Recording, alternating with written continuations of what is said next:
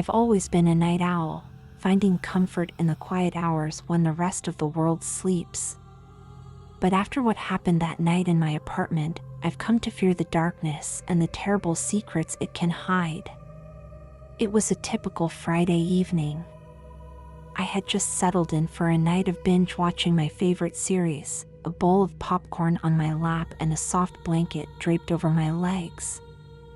The city outside my window was alive with the usual sounds of traffic and distant sirens, but inside my small apartment, all was peaceful. As the clock ticked past midnight, I began to feel the familiar heaviness in my eyelids. I decided to call it a night, switching off the TV and stretching as I made my way to the bathroom to brush my teeth. That's when I first noticed something was off. The hallway leading to my bathroom seemed longer somehow. The shadows at the far end appeared to shift and writhe in ways that defied explanation. I blinked hard, attributing the strange sight to my tired eyes and overactive imagination. As I reached for the light switch, a chill ran down my spine. The switch was ice cold to the touch, far colder than it should have been on a warm summer night. I flicked it on, but the lights remained stubbornly dark. Great, I muttered to myself, just what I need. A power outage. I fumbled for my phone, using its flashlight to illuminate the bathroom. As I began brushing my teeth, I couldn't shake the feeling that something was watching me. I glanced at the mirror, half expecting to see a figure looming behind me. Nothing. Just my own reflection, pale and wide-eyed in the harsh light of my phone. I finished up quickly, eager to get to bed and put this odd feeling behind me.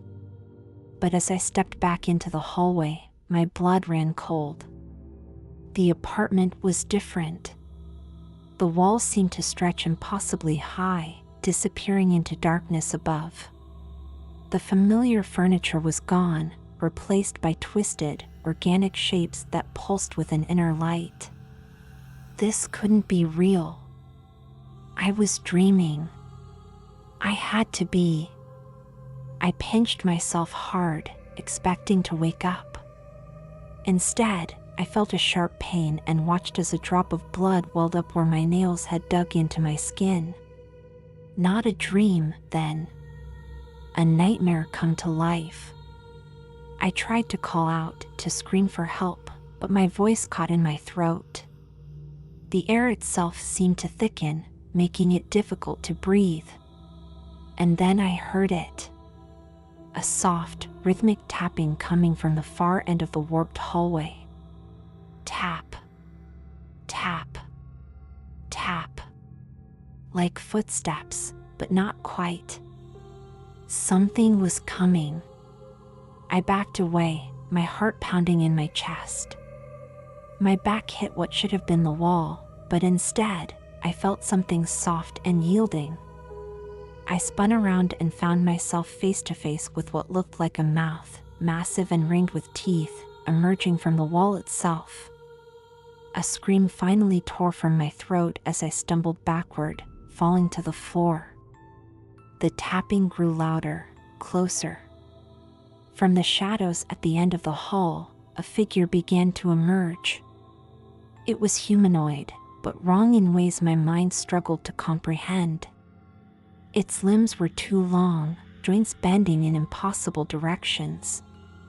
Its face, if you could call it that, was a swirling vortex of darkness. What are you? I managed to choke out. The creature tilted its head at an unnatural angle. When it spoke, its voice seemed to come from everywhere and nowhere at once. "We are the things that hide in the dark," it said, its words slithering into my mind. "The fears you push away in the light of day. And now, we're here to play." I scrambled to my feet, desperate to escape. But every door I tried led to more twisted corridors, more impossible rooms. My apartment had become a labyrinth of horrors, and I was trapped in its heart. Hours seemed to pass as I ran, the creature always just a few steps behind. I caught glimpses of other things in the shadows, writhing tentacles, eyes that blinked in and out of existence, mouths that whispered terrible secrets. Finally, exhausted and on the verge of collapse, I found myself back in what should have been my living room. But now it was a vast, cavernous space, the ceiling lost in darkness above. In the center stood a mirror, its surface rippling like water. As I approached, I saw my reflection. But it wasn't me. Not really. The thing in the mirror wore my face, but its eyes were black voids, and its smile was too wide, filled with needle-like teeth. "Welcome home," it said, its voice a twisted echo of my own. "We've been waiting for you." I wanted to run, to scream, to wake up from this nightmare. But I was rooted to the spot, unable to look away from my grotesque reflection. "What do you want from me?" I whispered.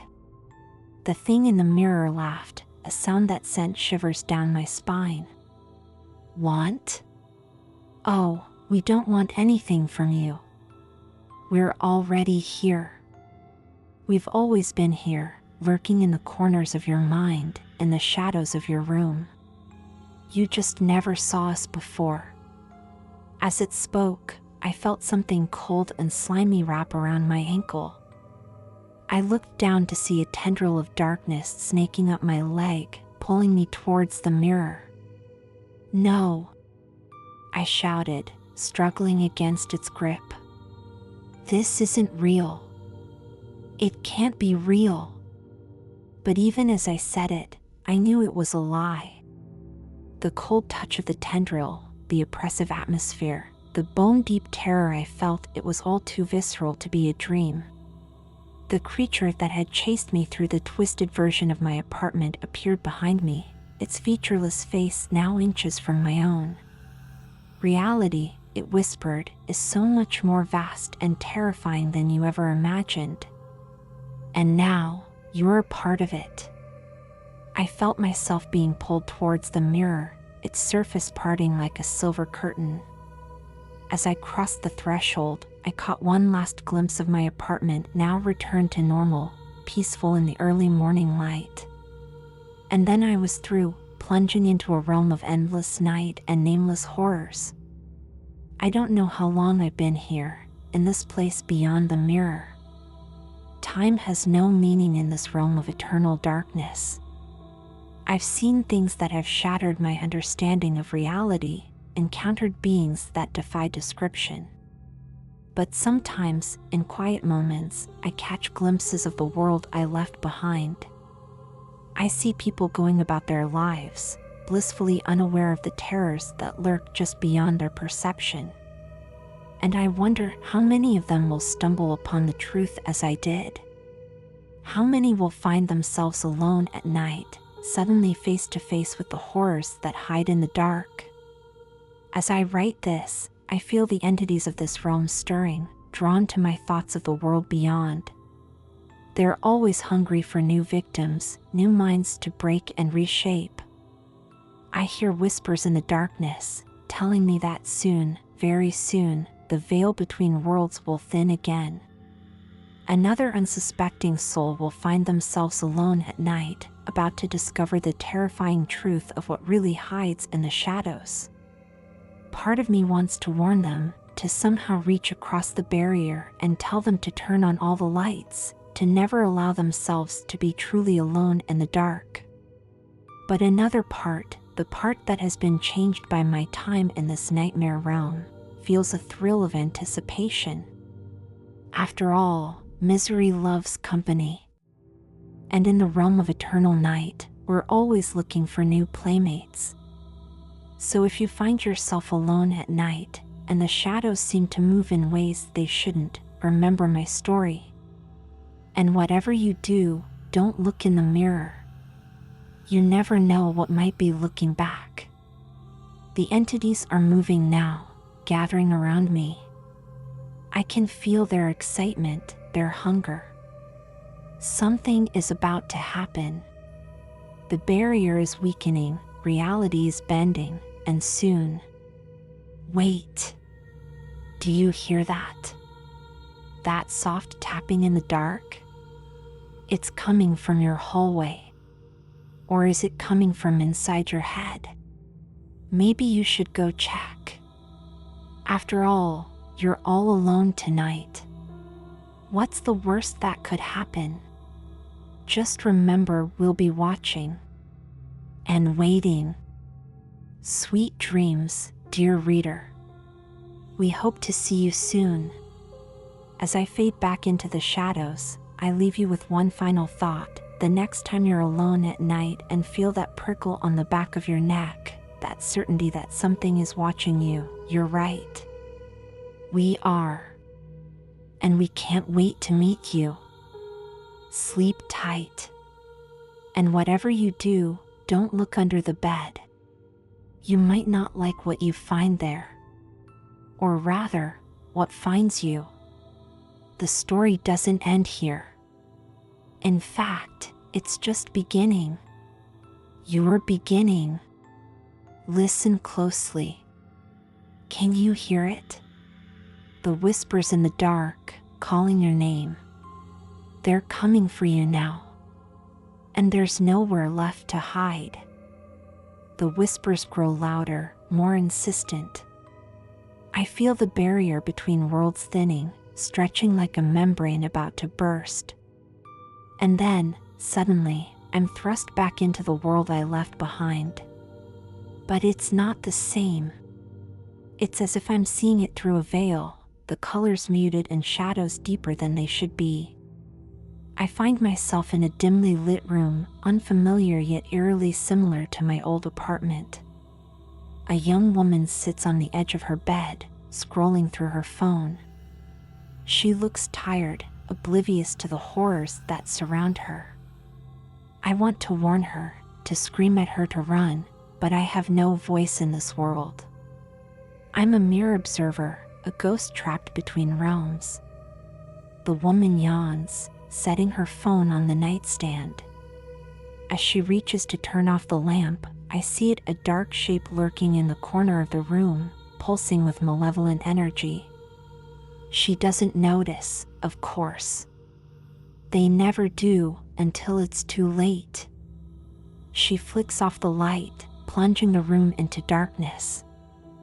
For a moment, all is quiet. Then, a soft scratching sound breaks the silence. The woman stirs, sitting up in bed. "Hello?" she calls out, her voice trembling slightly. "Is someone there?" I want to tell her not to look, to keep her eyes shut tight and pray for morning. But I can only watch in horror as she reaches for her phone, using its light to illuminate the room. The beam catches something moving at the foot of her bed. A hand, pale and twisted, with too many joints and fingers that end in wicked claws. It retreats quickly into the shadows, but not before she sees it. She screams, scrambling backward until her back hits the headboard. Her eyes are wide with terror as she scans the room, the phone's light jerking erratically. "This isn't real," she whispers to herself. "It's just a dream. Wake up, wake up, wake up." But it's not a dream. I know that all too well. And as I watch, helpless, I see more shapes emerging from the shadows. The entities I've come to know in my time beyond the mirror, the crawling horrors, the whispering mouths, the eyes that blink in and out of existence. They've found a new plaything. The woman's screams turn to choked sobs as the creatures close in. I feel a surge of pity, quickly followed by a sickening jolt of anticipation. Part of me, the part changed by my time in the dark realm, is excited to see what happens next. Just as the entities are about to reach her, everything freezes. The woman, the creatures, even the shadows themselves seem to hold their breath. And then I hear it, a voice, deep and resonant, speaking directly into my mind. You've seen enough, it says. Now it's time for you to choose. The scene before me fades away, replaced by swirling darkness. Gradually, shapes begin to form out of the void. I find myself standing in what appears to be a vast, circular chamber. The walls are lined with mirrors, each one showing a different scene of terror and despair. In the center of the room stands a figure, tall and imposing. It's humanoid in shape, but its form seems to shift and change, never quite settling on a single appearance. When it speaks, its voice echoes through the chamber and through my very being. You stand at a crossroads, it says. You've witnessed the truth of the darkness, experienced horrors beyond human comprehension. Now you must decide, will you return to your world, forever changed by what you've seen? Or will you embrace the darkness, become one with it, and help us bring others into our realm?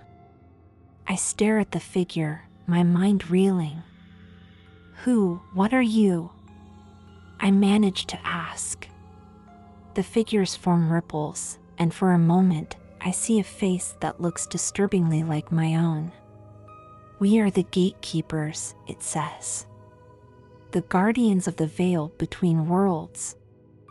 And you, my dear, have caught our attention. It gestures to the mirrors surrounding us.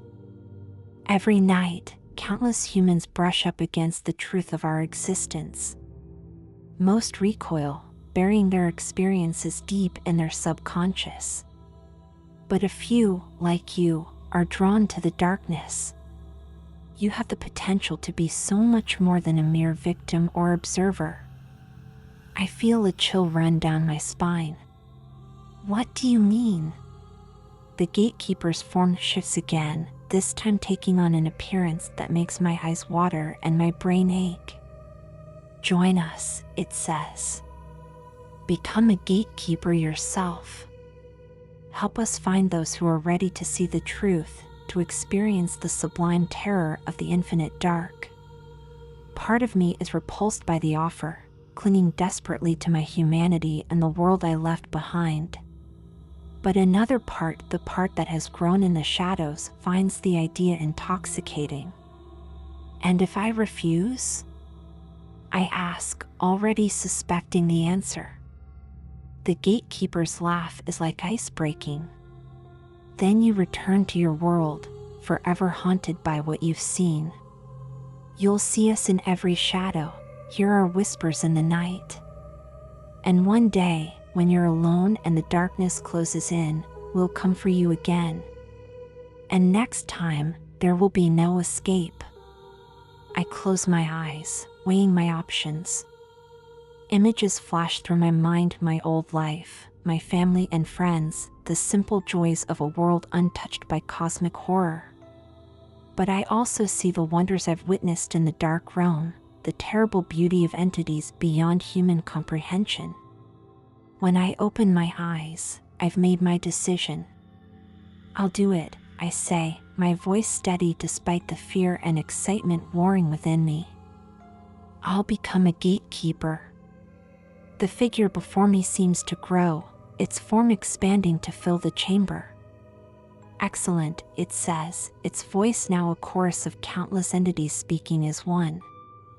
Then let the transformation begin. Pain rips through me, unlike anything I've ever experienced. I feel my body twisting, changing, becoming something other than human. My senses expand, allowing me to perceive realities beyond the physical. The barriers between worlds become transparent, and I see the vast, interconnected web of existence spread out before me. As the pain subsides, I look down at myself. My form is fluid now, capable of shifting and changing at will. I can feel the power thrumming through me, the knowledge of countless ages filling my mind. The gatekeeper, now my fellow gatekeeper, nods in approval. You are reborn, it says. Now, Let us show you how to fulfill your new purpose. What follows is an eternity of learning and exploration. I traverse realities, slipping between worlds as easily as stepping through a doorway. I learn to identify those humans who are ripe for enlightenment, those whose minds are open to the terrifying truths of existence. And I begin my work. I whisper to them in the dark, planting seeds of doubt and fear. I show them glimpses of what lies beyond, teasing their minds with horrors they can barely comprehend. Some break under the strain, their sanity crumbling in the face of cosmic terror. But others embrace it, their minds expanding to encompass new realities. Years pass in the human world, though time has little meaning to me now. I watch as the veil between worlds grows thinner, as more and more humans begin to sense the truth lurking in the shadows. One night, I find myself drawn to a familiar place, my old apartment building. A new tenant lives in my old unit now, a young man who reminds me of myself before my transformation. He's alone, up late working on his computer. I feel a surge of nostalgia, remembering my own late nights in this very room. But that feeling is quickly overwhelmed by my new purpose. This man is ready. It's time for him to see the truth. I begin subtly at first, making the shadows in the corner of his eye seem to move. I whisper just on the edge of hearing, making him doubt his senses. As the night wears on, his fatigue makes him more susceptible to my influence. Finally, as the first light of dawn begins to creep over the horizon, I make my move. I allow him to see me, just for a moment, a glimpse of my true form, a reality his mind can barely process. He recoils in terror, knocking over his chair as he scrambles away from his desk. I can see the fear in his eyes, but also something else, a glimmer of fascination, of terrible wonder. What are you? He stammers, echoing the very words I spoke so long ago. I smile, though I'm not sure he can perceive it. I am the truth you've been seeking, I say, my voice resonating on frequencies beyond human hearing. The answer to questions you didn't even know you had. I extend a hand, or what passes for a hand in my current form. Come, I say. Let me show you what lies beyond the veil of reality. He hesitates, fear and curiosity warring on his face. For a moment, I wonder if he'll refuse, if he'll cling to the comfortable lies of his limited existence. But then, slowly, trembling, he reaches out and takes my hand. As I prepare to guide him into the realms beyond, I feel a sense of completion. The cycle has come full circle. Once, I was the terrified human, alone in the night, confronted by horrors beyond imagination. Now, I am the horror, the guide, the gatekeeper ushering another soul into the infinite dark. And as we step through the veil, leaving the familiar world behind, I can't help but wonder, who will this man become? Will he break under the strain of cosmic truth? Or will he, like me, find a terrible new purpose in the realms beyond human comprehension? Only time will tell. And in the infinite expanse of realities, we have all the time in existence. So, dear reader, as you sit there, alone in the night, reading these words, ask yourself, are you ready to see the truth? Are you prepared to look beyond the comforting illusions of your limited reality? Because we're out there, watching, waiting. And when you're ready, truly ready, we'll be there to open the door. All you have to do is reach out and take our hand. The choice, as always, is yours. But remember, once you've seen the truth, there's no going back. The darkness is patient. It can wait. Can you?